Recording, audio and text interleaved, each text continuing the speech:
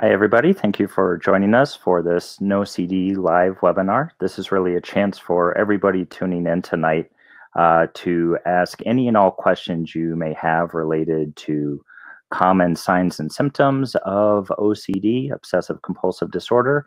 Any questions you might have about treatment and how to receive support if you are somebody struggling with OCD yourself.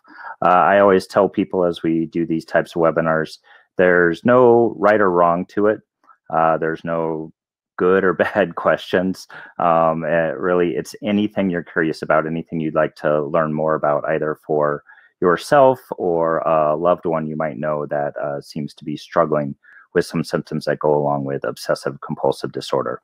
So please don't hesitate. If you have questions, go ahead and start putting them in. I'll do my best to get to questions as they pop up for me here on my screen so I can try and address everyone's questions and concerns this evening. While I'm waiting for the questions to roll in, just thought, probably want to know a little bit about me. Just thought I'd introduce myself. My name is Taylor Newendorp. I am a therapist in Chicago. I've been practicing therapy for the last 15 years, and between about 9 to 10 of the past years of the past decade or so, my primary focus has been on treating OCD, and I've worked in a number of different settings. In my private practice here in Chicago, which is called Chicago Counseling Center, about 85 to 90% of the people that I see, as well as the other counselors on my staff see, have a primary diagnosis of OCD. I also work as a therapist through NoCD itself, providing telehealth services through the NoCD treatment platform, which is an excellent way to receive help from trained clinicians who have extensive training, experience, and knowledge when it comes to the most effective forms of treatment for OCD itself. So one of the primary things we tend to get questions about is, how might I know that I have OCD? Because there are some signs and symptoms that go along with OCD that are often overlooked, even if people are working with a treatment professional who isn't that well experienced or really knowledgeable when it comes to recognizing OCD.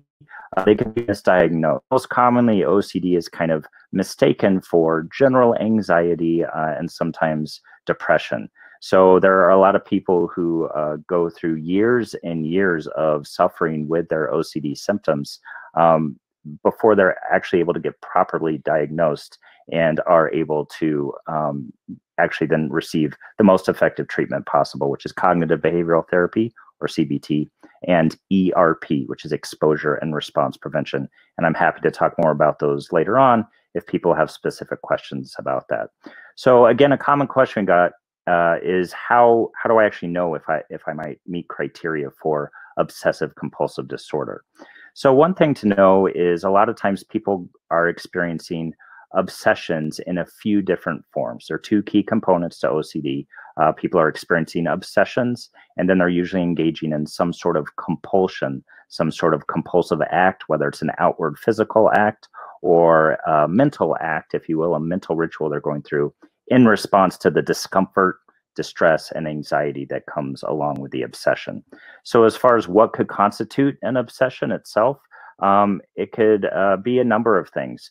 Most commonly, people think of obsessions as intrusive thoughts. So these are just what they sound like, thoughts the person would rather not be experiencing. They are perceived as unwanted, and therefore they're called intrusive. And usually the content of the thought itself is very disturbing to the individual. They don't like whatever the thought itself may contain. So common obsessions that people struggle with that often go overlooked are thoughts about somehow losing control and either directly or inadvertently causing harm to someone. It could be someone they love and care about and are close to. It's very common that people have obsessions about somehow causing harm in some way, shape, or form to a parent, sibling, maybe their partner, or even a child, including their own children. So obviously when people are kind of bombarded with these ongoing intrusive thoughts that they're going to harm the people closest to them, of course they're going to be upset by that. Of course they're going to want to try and alleviate the anxiety and distress that comes along with that. And that's where the compulsions come in. People are engaging in these compulsive efforts to get rid of the anxiety, get the intrusive thought out of their head.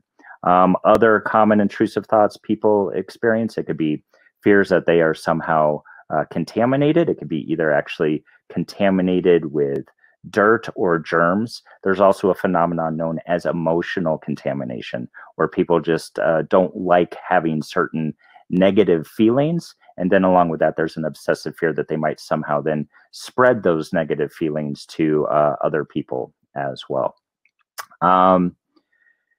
Excuse me. It's also common that people have obsessions kind of along the lines of, it falls kind of under the harm umbrella, but it's more specific to actually somehow causing harm to a child in the form of molestation or sexual abuse. We commonly refer to this as pedophile OCD. This is an important one to mention along with harm OCD, because these are pretty common forms of OCD itself. And these are the exact types of obsessions that cause a lot of shame and embarrassment and guilt for the person who's experiencing them. And as a result, they are reluctant to usually talk about these types of obsessions and kind of divulge them to anybody, including a treatment professional. And again, if they're working with someone who may not be that experienced with OCD, it could be mistaken for something else. Even a trained professional who doesn't have extensive experience with OCD could misunderstand that it is in fact just an obsession, just a product of the obsessive compulsive disorder, and might have concerns that the person actually wanted to follow through with the content of these thoughts, if you will. It's also very common that people have obsessions kind of centered on their own physiological sensations. Sometimes we call this sensory motor OCD. So people become very fixated on pretty normal bodily processes that our bodies and brains go through automatically on a daily basis anyway, things like breathing or blinking, or maybe even the act of swallowing. And people get very fixated on those things, and this leads to a lot of obsessive fears that maybe they're not doing these actions enough, maybe they're not doing them correctly, and that also leads to a lot of compulsive checking how often they're breathing, are their breaths deep enough, for example, maybe checking how often they're blinking, are they blinking enough in a set amount of time, and this can be very frustrating and, quite frankly, annoying to the individuals struggling with sensory motor OCD, on top of the fact that these, bodily sensations have become the kind of area of their obsessive focus that's causing a lot of distress as well. So I just kind of want to throw that out there from the get-go. Just a few examples of different kinds of obsessions. People also tend to have obsessive fears about their relationships, for example, maybe even things like obsessive fears about their sexual orientation. And if and when people are trying to share these things with other people, like I said, they're often mistaken to be something else. It's very common that they'll just be told things, oh, well, you just worry a lot. That's all it is. And maybe even being told things that really are not helpful, like, well, just stop worrying, stop obsessing, if you will, which for the person with OCD is incredibly difficult to do. You can't just stop this process all of the time. So if you have some suspicions, if you've tuned in because you think maybe you could potentially have OCD, but you're not entirely sure, and maybe you've even been told things in the past, like you're just anxious, you just worry a lot, and people are telling you things, just don't be concerned with that sort of thing. If to you, these feel like intrusive, unwanted thoughts that are coming up persistently, this is also the other nature of OCD and obsessions. They are repetitive, they are persistent, they just keep coming up over and over again. Then there is a chance that you could potentially have OCD. And we would want you to reach out to us here at NoCD so you could speak with a licensed professional, someone who is very knowledgeable in all the signs and symptoms of OCD, maybe even set up a full diagnostic assessment with one of our excellent clinicians so we can help you determine if in fact you do have OCD, and if so, how we can get you the best help possible to learn how to overcome those symptoms. In addition to intrusive thoughts themselves, because again, this is the most common form of an obsession people might experience, people also experience what they describe as being intrusive or unwanted images. So it could be some sort of scene repeatedly comes into your mind. For a lot of people, there's this kind of unwanted sexual imagery that repeatedly comes up for them that is very distressing to them, that they would rather not be experiencing. Other people even describe just having these urges, almost a sensory urge to do something they would prefer not to do and actually never ever follow through with in real life. One example that comes to mind, it comes back to the category of harm OCD. Along with that is kind of a subcategory we call self-harm OCD. With this, again, the content of the images and the urges people are experiencing is that they're somehow actually going to follow through with this feared act. So with something like self-harm OCD, it's not uncommon that someone could be waiting on a train platform, for example. Maybe there's someone that takes the train to commute back and forth between work, just as an example. And then this urge, it feels like an urge comes over them as the train is pulling into the station that they could throw themselves in front of it. Or if it's another form of harm OCD, maybe they have this urge like they're actually going to shove someone in front of the train as it pulls into the station as well. So these are other ways people might experience obsessions. It doesn't have to be a thought. Please keep that in mind. It could be an image that comes into your mind. It could be this urge that you're actually going to do something that probably on some level deep down within yourself, you know you would never actually do because you really don't want to. And it goes against true nature, goes against the core of your beliefs and your being, as it were. I've also had people describe just kind of having an overall intrusive experience, meaning all at once they're bombarded by thoughts, images, sensations, urges, whatever it may be, and the entire experience they consider the obsession because it's so overwhelming and causes so much distress for them in that moment. So since everyone is starting to chime in and ask even more questions, I see some coming in through the chat, and you guys are having some great responses and some back and forth already, which I really like to see. One of the questions is, I heard that perfectionism is a subtype of OCD. Is that part of doubt OCD?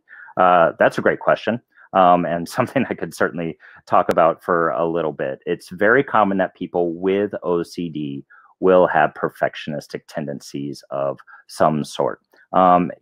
It's certainly possible that you could not have OCD and have perfectionistic tendencies. This happens for a lot of people.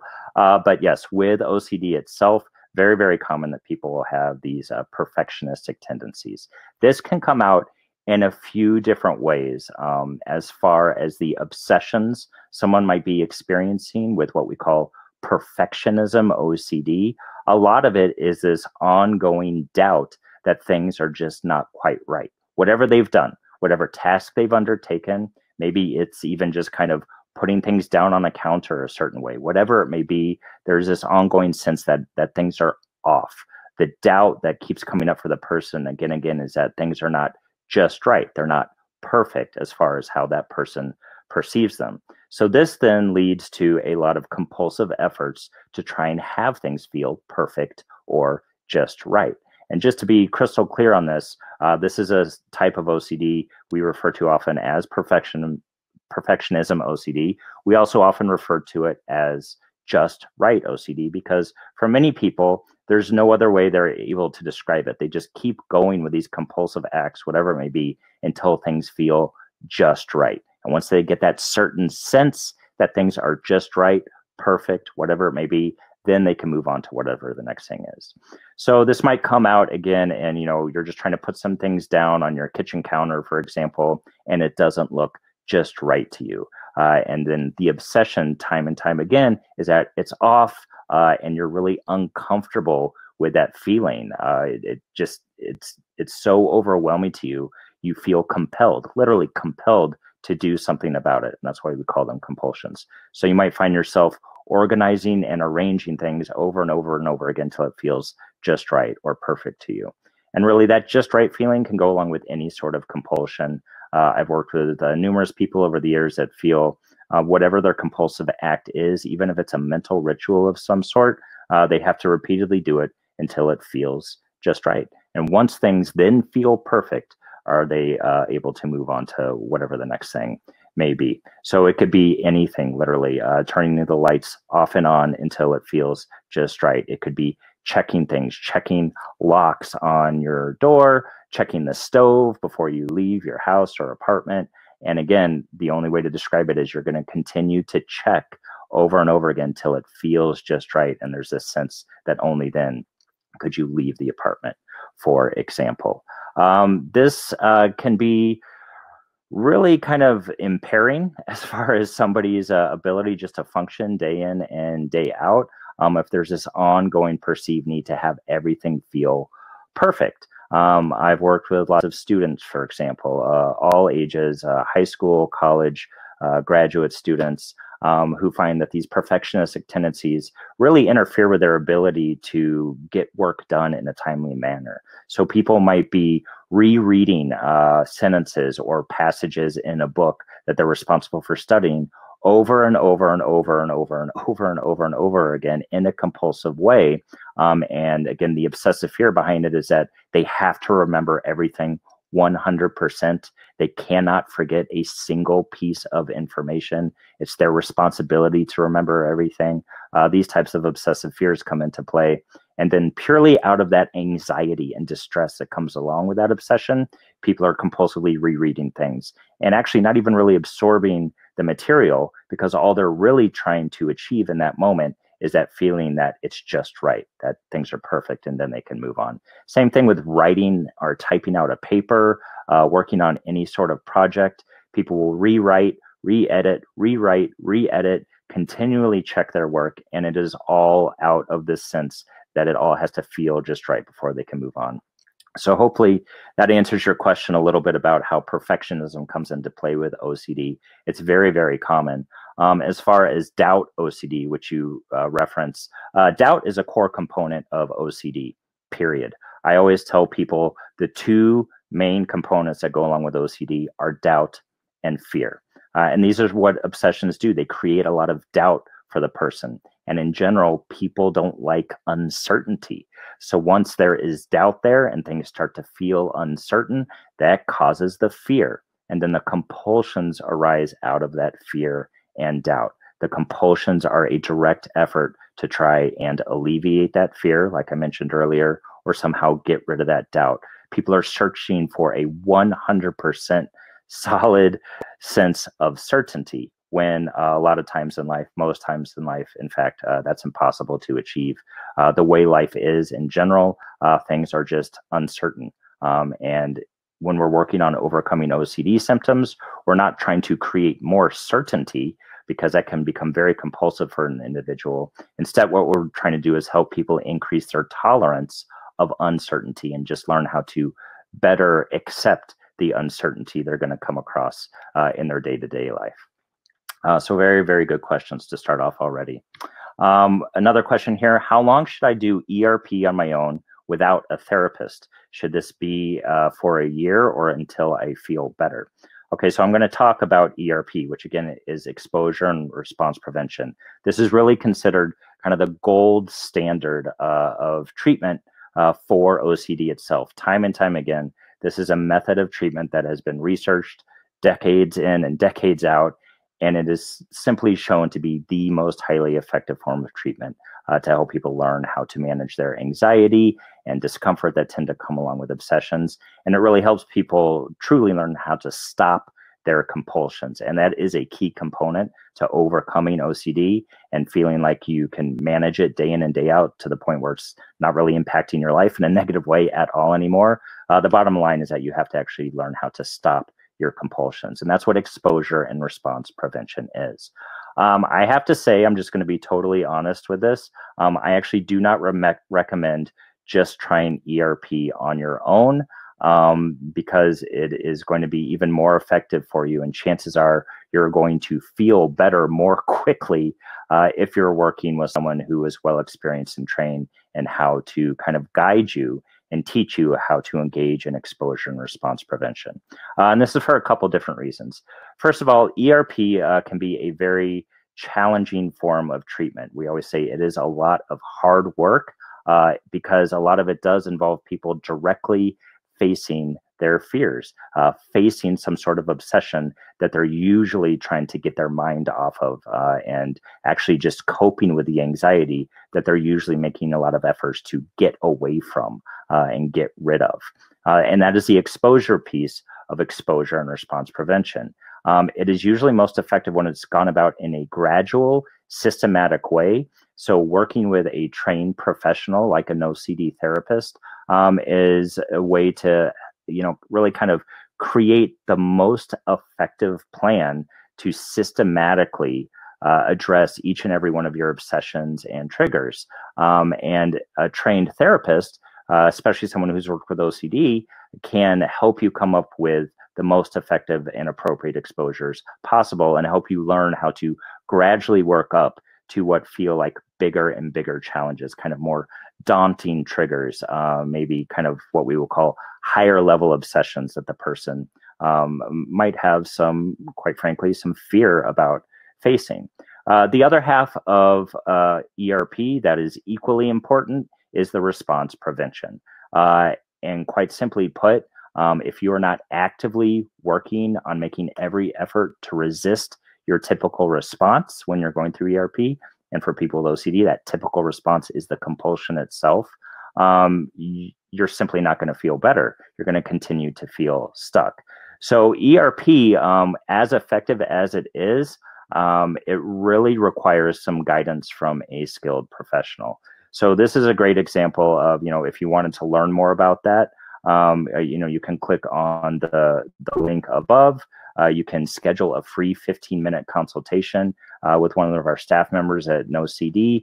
You can even set up a diagnostic assessment with one of our clinicians who is an OCD specialist who does understand the most effective ways to go about conducting exposure and response prevention with you. I know a lot of people kind of learn about it. The NoCD app itself has lots of excellent information on ERP and what it is. There are lots of great self-help workbooks out there that kind of explain what ERP, but I'm telling you, for the last decade, my primary specialty has been using ERP for people with OCD. And again, people simply get better more quickly if they are working with a professional who can guide them on the path, because there are going to be challenges that come along with doing ERP on your own. There may be things that, quite frankly, just feel too daunting or too scary, and people just have a hard time following through with those exposures if they're doing it completely on their own. Also, quite frankly, a lot of times people fall back into compulsions when they're doing exposures.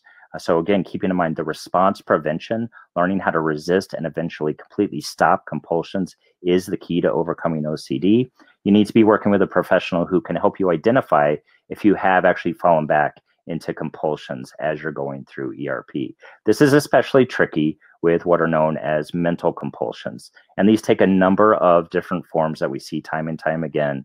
But these are the things that people most commonly kind of slip back into when they're trying to do an exposure. So the exposure itself is actually not as effective as it could be otherwise, because a person usually unknowingly, almost automatically, has fallen back into some sort of mental compulsion. Maybe they're trying to analyze exactly what is happening for them in the moment. They're trying to analyze their feelings. They're trying to figure something out. These are all mental compulsions people go through. A lot of people do kind of self-reassurance. So mentally, they're providing themselves with a lot of reassurance that's kind of counterproductive to the process of ERP as well. So I do know there are quite a few people who attempt ERP on their own, and you might have some success with it. But I really think in order for you to get better as quickly as possible, you need to be working with a trained professional with ERP first. And then the goal with CBT and ERP is that someone like myself, an OCD specialist, a trained clinician, will teach you how to do this well enough that you're confident enough that you can then continue to do it on your own, literally for the rest of your life, if you need or want to kind of stay on top of the OCD symptoms. So instead of trying it on your own for a really long time or really any amount of time and then seeking professional help, I would do the exact opposite. I would consult with someone like a NoCD specialist, first learn how to do ERP, get better, start to really notice these pretty quick results people can experience if they're going through ERP in the proper fashion. And then once you feel more solid in how to go about the process itself, then you continue on your own, maybe with some ongoing support from something like the NoCD support community, or ongoing support from an OCD specialist as well. So hopefully that answers your question. Really, we have to look at everybody as an individual. Your question about how long should you do it until you feel better, everybody's different. So again, that's why it's so important to be working with someone who really understands the process of ERP to help you kind of gauge your own process through treatment as well. Oh, this is a great, I love seeing comments like that. I've had HOCD for about 3 months, and I'm doing very well at not fighting the thoughts and saying just, whatever happens, happens. I even laugh at my OCD. Any other tips I can do? Well, first of all, I think it's great to hear that you're able to address obsessions in a different way. Because, again, hopefully this starts to make sense the more we talk about it. But what happens a lot of time is as people are experiencing obsessions, these intrusive thoughts, images, urges, they're interpreting them as some sort of threat. They take it to mean that whatever they're thinking about could actually come true. They could actually do that thing. Or it's also very common that people with OCD think that just experiencing these intrusive thoughts and images means something about them as a person. Usually they take it to mean and interpret it that they are somehow bad or an evil person or like a terrible monster. Again, just from experiencing obsessions. The problem is the more we treat something like an obsession, a thought coming into our head, as a threat, we're actually perpetuating our own anxiety, and we're giving that thought a lot more power than it deserves, if that makes sense.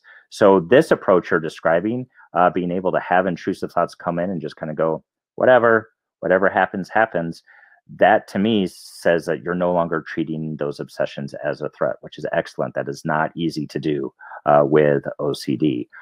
This also shows that you're able to kind of embrace and tolerate uncertainty. So instead of trying to prove whether that obsession is true and prove whether it means something about you or not, or prove that you're to yourself that you could never ever do this thing, whatever sort of mental compulsion people get caught up in, trying to prove things one way or another, trying to again gain some sense of certainty, it looks like you've been able to take the exact opposite approach, which again is very appropriate. Literally embracing and accepting that uncertainty. Whatever happens, happens. Maybe not. I'm not going to try and prove it. I'm not going to go through the compulsions to try and get a set answer. You have to trust me that in the long run, your best bet in managing OCD is stopping those compulsions and literally just embracing the uncertainty that comes along with life. So I really like that approach. HOCD, which you mentioned, in case people are not familiar with that, this is what we used to more commonly refer to as homosexual OCD. Now we really refer to it as sexual orientation OCD, because this can occur for anybody of any sexual orientation, honestly.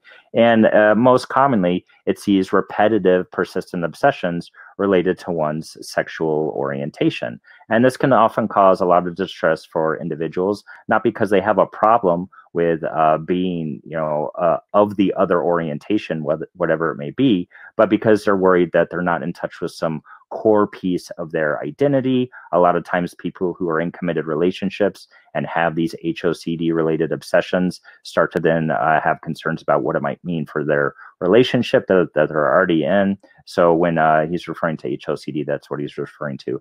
As far as additional tips to go along with that, again, I think that approach is great. Sometimes just kind of taking the role of observer, if you will. This is more of a mindfulness-based technique, but it blends in really nicely with CBT and ERP, just kind of recognizing thoughts for what they are, which is that they're thoughts.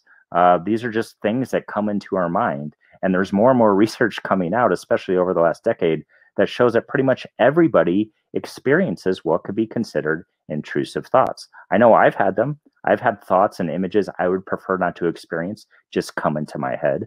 But the difference is I don't have OCD. So when that does occur for me, I'm able to label that for what it is. I'm able to see it for what it is and just observe what's happening. Meaning I can have an intrusive thought. And like I said, I have many times. And I can literally just kind of look at that and say, that's a thought. That's it. I'm just observing what's happening. It's a thought. I'm not trying to interpret what it means about me as a human being that this occurred for me. I'm certainly not changing my behaviors in any way, shape, or form. I'm not making any efforts to try and push that thought out of my head. Instead, I'm accepting it. I'm observing it for what it is. It's a thought. It's an image. This is how the human brain works. This stuff is going to come up. That's just how it is. So that kind of goes along with what you're doing already, which is kind of this, whatever, maybe, maybe not. That would be kind of an additional tip I would suggest for where you are in kind of working on your own OCD symptoms. Maintain the role of observer. You're just looking at what's going through your mind and you're not doing anything about it. Because anytime you're doing something, you're trying to specifically address the thoughts and images and urges you might be experiencing. That is a compulsion. And again, the best way to learn how to overcome OCD and manage it in the long run is to stop your compulsions. So let's scroll down here, see if there are any other, okay, this is always a good one to address. I think this is something that's really, really important for people with OCD and people who are working with them, either supporting them or actually treating them as a professional. They need to be aware of this. There's a question that says, can you explain groinal response and OCD?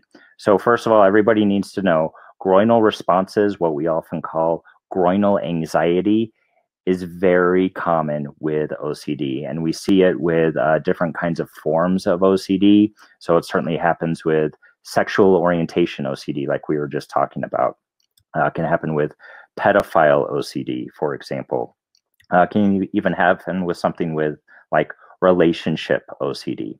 And essentially what's happening for the individual, more often than not, the person is at least subtly really wishing and really hoping that when they are exposed to some sort of stimulus that they do not want to feel attraction towards, they're really, really hoping they don't have any sort of response. There's no sort of arousal, if you will. But the person is then thinking about it so much that then when they are exposed to that stimulus, maybe it's a kid, maybe it's their own kid, maybe it's someone of the same gender, but they are pretty solid that they've identified as heterosexual, for example, they will actually experience physiological sensations in their groin area. And we call this a groinal response, groinal anxiety. What is happening is that this is actually an anxious arousal. So any of you who have ever experienced any level of anxiety can probably understand that there are very physical responses to something like anxiety. Common things are like increased heart rate. People might feel shaky or trembling, might even start to sweat, might start to feel a little nauseous, sick to your stomach. It can be any number of very physical reactions just to kind of this overload of anxiety that's running through your system. And one of the ways that anxious kind of sensation can come out is through this anxious arousal, specifically in the groin. Then what happens more often than not for the person with OCD, once that anxious sensation is there, and it is a function of anxiety, they're misinterpreting it. They're interpreting it that means they are actually truly physically attractive, again, to whatever the stimulus they were really hoping not to have that response to. So then a lot of kind of figuring out, a lot of analysis tends to come in for people. What does it mean that I had this sensation when I was around that kid? What does it mean when I had this sensation when I was around someone of the same sex, for example? And that actually keeps the anxiety very much alive, trying to analyze it all, figure it all out, again, trying to get a 100% certain answer that is completely and totally definitive, that they hope will just kind of make everything else go away and make all the thoughts and feelings go away. That analysis that goes on for people, that comparison, if you will, that actually very much keeps the anxiety alive and makes it even more likely the next time you're in a similar situation, exposed to something you would rather not have a reaction to, then you have that same anxious arousal occur. So it's important that this is something, you know, we in the OCD community talk about, because this is another symptom of OCD that people often experience that they are very ashamed to talk about. They're very reluctant to ever share it with other people, again, out of fear that they might be told something like, oh, well, that means you are truly physically attracted to, again, whatever the other person might be. So hopefully that helps explain the groinal response just a little bit. Sorry, I'm just trying to read through some of these. This does take some skill, trying to read through questions and talk to everybody at the same time. It takes a lot of practice. Okay, so I want to make sure I don't miss too many here. You guys are having excellent discussion back and forth, which I really, really like to see. And I'm glad that everybody's so involved. Okay, another one. How can people with sexual or violent obsessions do ERP? So again, we want to look at everybody as an individual, right? Kind of the first step in ERP is developing what we call an anxiety hierarchy. Some people also refer to this as a fear ladder or a trigger list. It goes by a number of different names, but it's all the same principle, which is that the person actually lists out their obsessions and triggers, the things that tend to cause that anxiety and distress for them, that then give those urges to do some sort of compulsion in response to it. So really, again, coming back to my earlier point, this is why it's important to work with an OCD specialist, someone who's very experienced with ERP, like the clinicians on staff at NoCD, because they can help you create a very clear anxiety hierarchy. And essentially what you're doing is you are laying out your own treatment plan. So this is an area where we really need to look at everybody as an individual, because the types of exposures you're going to do are going to depend on your specific obsessions. This is one of the things I love about ERP, not just that I see it work for hundreds of people time and time again, because it really, really is an effective form of treatment, but it is a very, very individualized form of treatment. We are working with you to help you get a really solid understanding of what your particular obsessions and compulsions are. And we're going to design specific exposures, a very individualized treatment plan to help you work on managing each and every one of the obsessions you have and learn how to stop all the compulsions you might be engaging in as well. So long answer, relatively short. Really, the kinds of exposures, the kind of ERPs someone with sexual or violent obsessions could do would be dependent on their specific obsessions. But just to give you some ideas, a lot of times with this kind of stuff, we do what are called imaginal exposures. Sometimes they're referred to as thought exposures. So even if it sounds kind of uncomfortable and anxiety provoking, which it can be, an exposure along these lines would be identifying a fairly specific obsession that is causing distress for the person, and then they are literally exposing themselves to that specific obsession, meaning they could write it out in the form of a sentence. If it's an image that they are experiencing, they could try and describe the image. And then the exposure and response prevention work is to purposely stay focused on that obsession. So maybe it's writing it, typing it out over and over and over and over and over again, maintaining focus on the obsession itself. It could be, verbalizing it. Again, this is why it helps to work with a professional who understands OCD, verbalizing the obsession over and over and over again, which can be challenging. It can be scary for people. People often say there's this ongoing fear that if they write something down or say it out loud, that makes it more real. But this is actually the exact thing you need to do to learn how to have that obsession not really have any impact on you anymore. So because when people experience obsessions, especially sexual obsessions, violent obsessions, again, kind of the nature of the intrusive thought or image is so disturbing to them, they want to get rid of it as quickly as possible. And again, that is what a compulsion is. A compulsion is an effort to get rid of the obsession, get rid of the discomfort that goes along with it.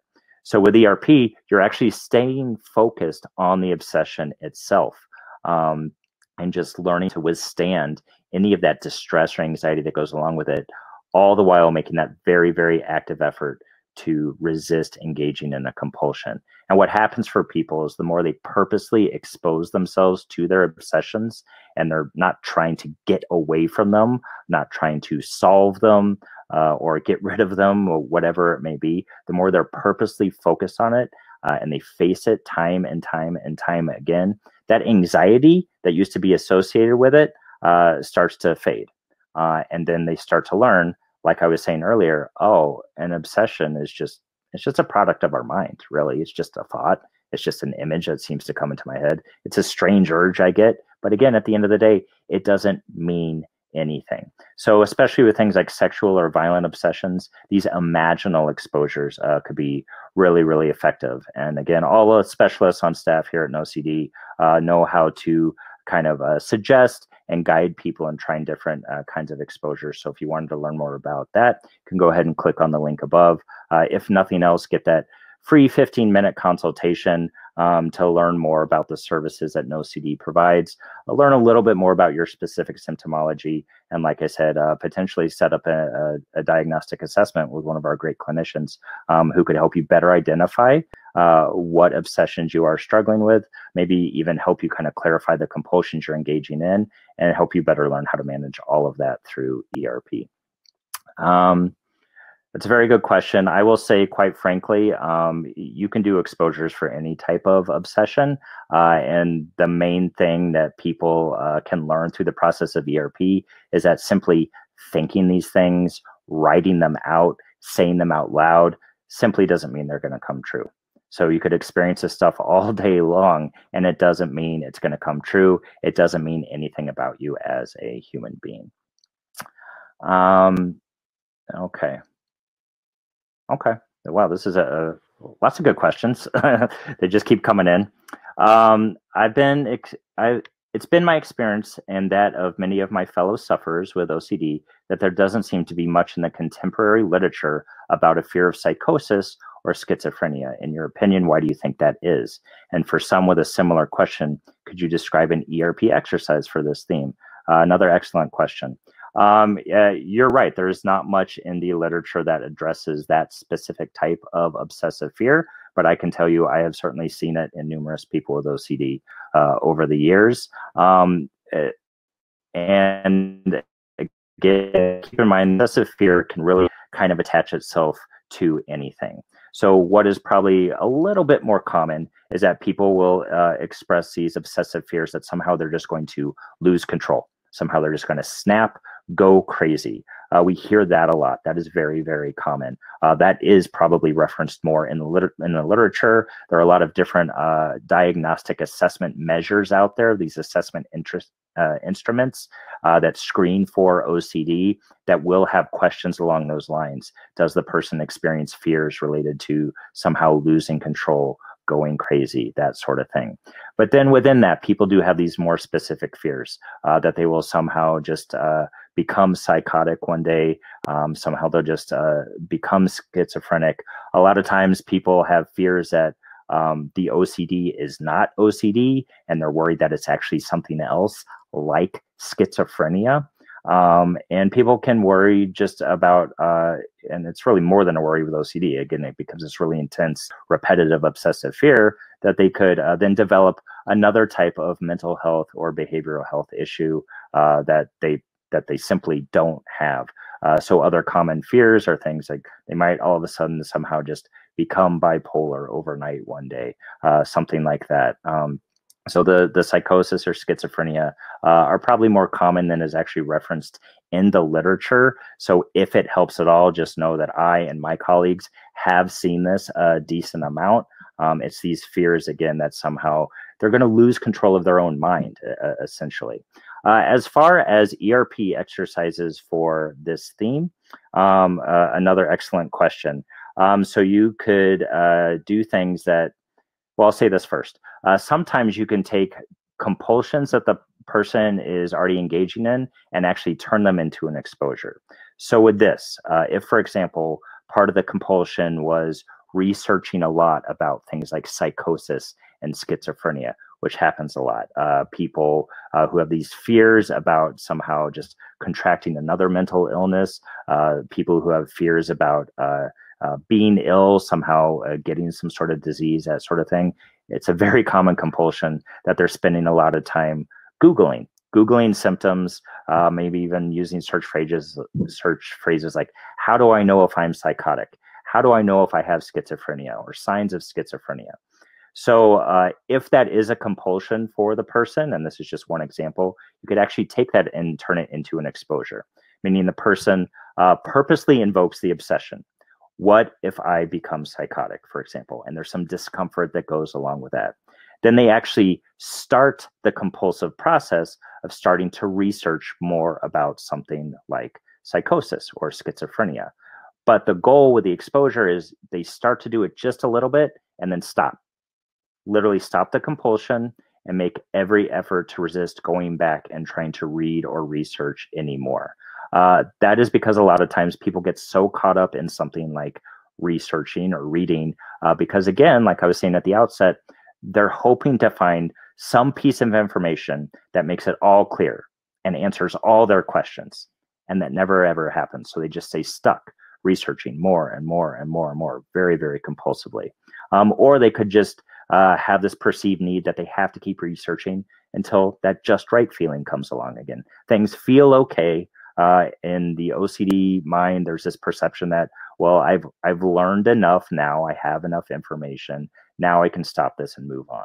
So the goal of taking a compulsion like that and turning it into an exposure would be literally to stop short. So you start the process just a little bit, even just a few seconds or so, and stop. And then you resolve that you're not going to go back, you're not going to try and research or learn any more about it. You're going to make every effort to stay out of a very compulsive process we call mental review, which is even if you already have some knowledge on things like psychosis or schizophrenia, you're kind of replaying the information you've learned in the past. And again, it's this ongoing compulsive effort to get an answer to try and find some sort of solution that, quite frankly, probably does not exist. So that's just one example of an exposure you could try with something like that. I'll say it time and time again because it's so important. Whatever exposure you're trying for whatever obsession it is you're addressing, your primary job as you're working on ERP to better manage OCD is to make every effort to resist and stop those compulsions. So hopefully that that helps at least a little bit. To me, this is another great example of why we need to look at everybody as an individual. I would want to get more information as to, kind of the specific obsessions someone is experiencing along those lines. And quite frankly, what it is about those obsessions themselves that seem to be causing so much anxiety and so much fear for the individual. Okay, my psychologist told me if I need to do compulsions to stay safe right now, I should until we get into ERP treatment next week. Is that good advice or dangerous? He's concerned if I get high SUDS, I could be extremely distressed. And SUDS, for those of you who don't know, is the subjective units of distress scale. Some people call it the subjective units of discomfort scale. You can think of it as the anxiety level. So this is another key piece to do in ERP. You're asked to rate how much discomfort these different obsessions tend to cause for you. And then, like I said earlier, you want to go about addressing those obsessions in a gradual, systematic way, almost always starting with the lower level or maybe kind of lower to mid-level item on your SUD scale and gradually work your way up to that. So this is something I'd probably want to know more about. In general, I think it's always a good idea to make every effort to at least try to resist the compulsion. If you're not quite into ERP treatment yet, and you're noticing you're trying to resist some compulsions and it just feels unmanageable, if it really just feels like it's this very, very high level of distress, then so be it. You haven't officially started the ERP treatment yet. If it really feels like it's unmanageable and the anxiety is just too intense for you in that moment, then fine. But I would really encourage you, especially if it's something that's kind of a lower level or mid-level item, maybe something you've addressed a little bit or tried to work on in some respect a little bit in the past, I really would make that concerted effort to resist the compulsions. Part of that is because a lot of times when people engage in ERP and they're going through the process of exposures, they have this very kind of unexpected experience where all these things they anticipated would cause them a ton of anxiety, all these things they anticipated there'd be no way they could ever possibly resist their compulsions. Once they actually face it, they're much better able to cope with it and much better able to resist their compulsions than they ever really gave themselves credit for previously. So that doesn't happen all the time by any means, but it's more common than not. So I'm always reluctant to tell people to just give in to your compulsions. Don't even try to resist, because a lot of times, quite frankly, you are stronger than you think you are. You do have the capability within you to resist these compulsions. You are very capable of tolerating even higher levels of anxiety and distress. And it's really important for the person with OCD to do these things so the brain can engage in new learning. And the new learning that occurs is, oh, I don't need compulsions, and I can tolerate uncomfortable feelings, and I can experience obsessions and think it's not really a big deal. That's really important new learning to engage in. So I kind of understand your psychologist's concerns. Like I said, I don't ever want to tell anybody just to simply not try to resist compulsions, to just give in automatically. So I would make some effort to resist. But yes, if you're not officially in treatment yet, and something does just feel too intense for you right now, and you feel like you have no choice but to fall back into the compulsion, for now, I would say that's okay, but just make sure once you officially start ERP treatment, you're really kind of challenging yourself. ERP is a lot of hard work, but they're really, really awesome payoffs to the person as they go through it. Okay, let me see. Okay, another good question. I mean, they're all good, honestly. I feel like I've become numb and no longer feel anxious about these intrusive thoughts. Does this mean I'm giving into the fear, or am I slowly recovering? I'd say it's the latter. To me, it sounds like you're recovering. And this is kind of a dirty trick, if you will, of the OCD, because people get so used to their obsessions causing anxiety for them. If they get to the point where those obsessions are no longer causing anxiety, then there are additional fears that tend to come along with that. They worry that then it means that that they're okay with those obsessions, and then they are actually going to do something they don't really want to do, or is simply accepting those obsessions then means that they are actually an awful, evil person. These are all common things that go on for the individual. But in general, if you're able to experience obsessions and have less anxiety around it, that is a sign that you are recovering. And again, coming back to the phenomenon that pretty much everybody experiences intrusive thoughts and images. Like I said, I do, but when I do, there's no anxiety around it. So that doesn't mean anything. It doesn't mean that I, accept that thought as as okay. So if I had, and I have had these, honestly, intrusive thoughts about hurting my own kids, right? If I'm able to have that thought and not have anxiety around it, it doesn't mean I want that to happen. It doesn't mean I'm okay, really, with the idea of me hurting my kids. It doesn't mean any of that. Again, it just means I'm at a point where I'm able to recognize that's a thought. It's a strange product of the human brain, and that's all it is. So it doesn't have to cause any anxiety. So like I said, in general, if you're able to experience obsessions, not have much anxiety or discomfort around it, that is a positive sign. Okay. You guys are so active and involved. There's so much to get through, but I really do appreciate all the input here. I'm looking for something more along the lines of a specific question. Okay. How do you stop compulsions if they are purely mental and you're not even aware you're doing it? Great question. For example, ruminating. I'm a very creative and problem-solving person, so it's hard for me to know the difference between being creative or doing a mental compulsion. Mental compulsions can be tricky. I think really the first step, what's really most important, is for you and anybody who engages in mental compulsions to have a pretty solid understanding of what their specific mental compulsions are and what could even constitute a compulsion. So in general, again, everybody's a little bit different.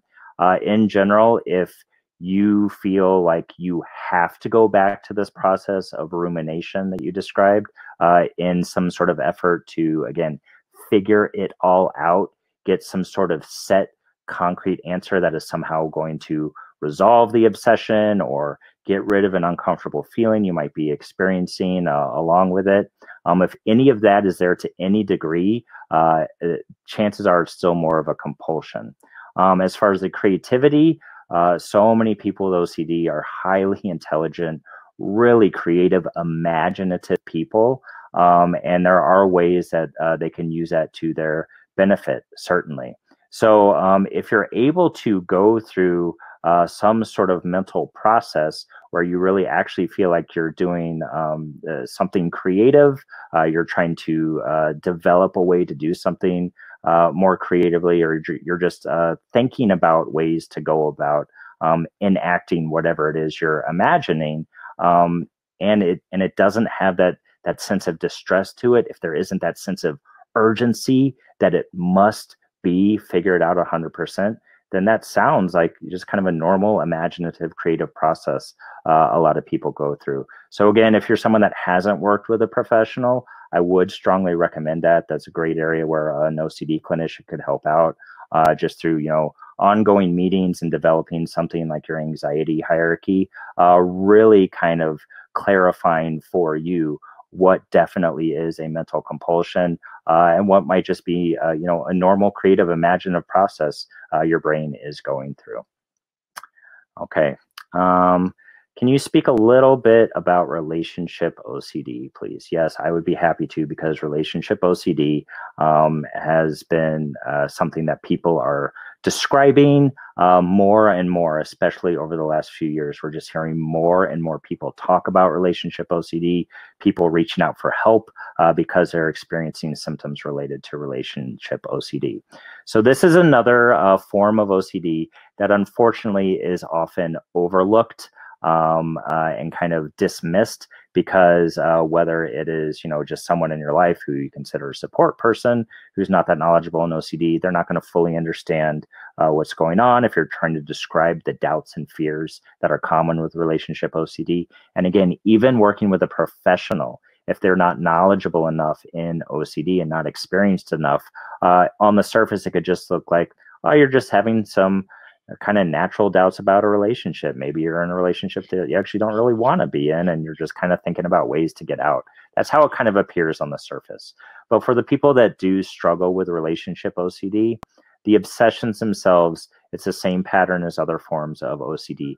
These are repetitive, persistent, really extreme doubts that kind of shake them to the core of their being. And 90% of the time, this is happening for people who are in committed relationships, where they can sit there and in in the same breath, identify they completely and totally are in love with their partner. They're committed to them. They don't want to be with anybody else. And as they are saying that, using the logical, rational part of their brain, the OCD doubt comes in to make them question even that. So it's this really, really excessive doubt, just ongoing questioning. And with relationship OCD, it can either be kind of self-focused or other-focused. And I'll explain what I mean by that. So for self-focused, a lot of the obsessive fears revolve around how the person with OCD feels about their partner. Common obsessions people experience. Do I love my partner enough? Am I attracted to my partner enough? How can I prove 100% beyond the shadow of a doubt that this is most definitely the person I should be with for the rest of my life? All these kinds of things. If it's other focused, those similar obsessions are simply transferred onto the partner, meaning the obsessions kind of turn into, are they attracted enough to me? How can I prove beyond the shadow of a doubt that they will never, ever cheat on me no matter what? That sort of thing. Compulsions people often go through with relationship OCD. And first of all, just to clarify, these obsessions are causing a ton of distress for the individual. Usually if someone's in not so great of a relationship and they kind of want out anyway, there isn't so much distress and angst associated with doubts they might be having. So the pattern here, which you want to look out for, is how repetitive and persistent those doubts are, and how much anxiety and discomfort and distress they are causing for the individual. And then the compulsions that tend to arise out of that, a lot of it can be mental once again. So this is a very common compulsion with relationship OCD. It's this mental analysis, analyzing how they're feeling all the time, especially in relationship to their partner. Okay, I saw someone on TV and I was kind of attracted to them. and then they're trying to compare their level of attraction to a character they saw on a TV show to their partner who's sitting right there. This ongoing comparison, back and forth, analyzing every single one of their emotional and physical responses. I didn't feel as into it as I have in the past the last time we were intimate. What does that mean?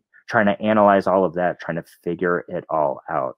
The comparison piece can also come in the form of people comparing their current relationship to how they felt in past relationships.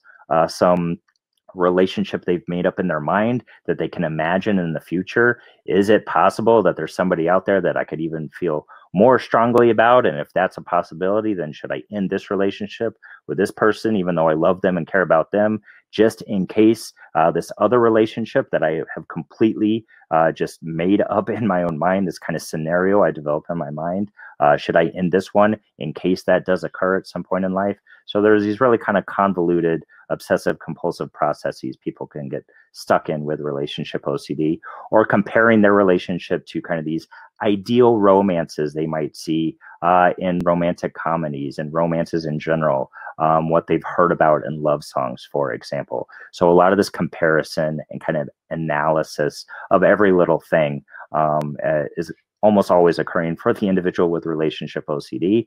And along with that is this idea that they could never have any sort of remotely negative feeling towards their partner. So you could have a totally quote unquote normal disagreement with your partner and be frustrated with them, maybe even be a little bit angry with them. And then the person with OCD again is trying to interpret that. Well, what does that mean?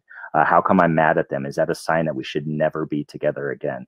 So hopefully that starts to give you a little idea of all the different kinds of ways relationship OCD itself can manifest. This is something that, again, is highly distressing for people that are going through with it. Personally, I've seen a big crossover between things like relationship OCD and sexual orientation OCD. Like I mentioned briefly earlier, if people are having these ongoing obsessions related to their sexual orientation while they are in a committed relationship, then that kind of transfers over to obsessive fears about the relationship itself, possibly hurting the other person they're with, all these types of things. So like I said, hopefully kind of clarifies a little bit about relationship OCD. I can tell you, as far as the clinicians on staff at NoCD, this is something we see a lot of. We've actually had these ongoing conversations that for whatever reason, there's been almost this explosion of people talking about relationship OCD over the last few years. So we're all very aware of it. It would be a great time to contact us. Again, schedule that free consult by clicking the link above. So you could learn a little bit more about it, speak with a clinician who is pretty knowledgeable and actually understands the nature of something like relationship OCD. All right, another question here about rumination and Pierrot. This kind of comes back to what I was mentioning just a little bit earlier when it comes to the mental compulsions that people often struggle with as well. This is something I could go on about for a little while. So I think just in the interest of time, because I don't want to run over too long, I'll make this the last question, because I could go on and on about Pierrot for a very long time, but hopefully it helps people understand it. So first of all, when we're talking about Pierrot, what people more often than not are referring to is what we would call purely obsessional. And in those cases, people are kind of stating that they are just experiencing obsessions and they don't consider anything they're doing a compulsion. And a lot of times what happens, again, acknowledging everybody's a little bit different, a lot of times what happens is the person actually does not have any sort of outward, observable, physical compulsions they are engaging in. So they start to form this idea that they're just obsessing and they don't have compulsions because, again, there's no physical behavior that most people think of when they think of compulsions. However, I can say, there's more research coming about this. This is something, again, that my colleagues and I talk about all the time. We have yet to see a case where someone is truly purely obsessional, meaning they are only experiencing obsessions and there is no sort of compulsive response to it whatsoever. And what we find time and time again as we get to know these people and really start to understand their experience and what they mean when they say they are purely obsessional is that there is some sort of mentally compulsive process going on. So again, it takes some close work with a well-trained OCD specialist to understand what those mental compulsions might be. But I'm telling you, across the board, everybody I've ever seen, everybody, all my colleagues, everybody I know in the OCD world who treats OCD, every single time we've worked with someone who says they are purely obsessional, we're able to uncover the fact that they are actually engaging in some sort of mental ritual or mentally compulsive reaction to an obsession. So again, these are things that we may not conceptualize as compulsions if we're not that familiar with something like OCD.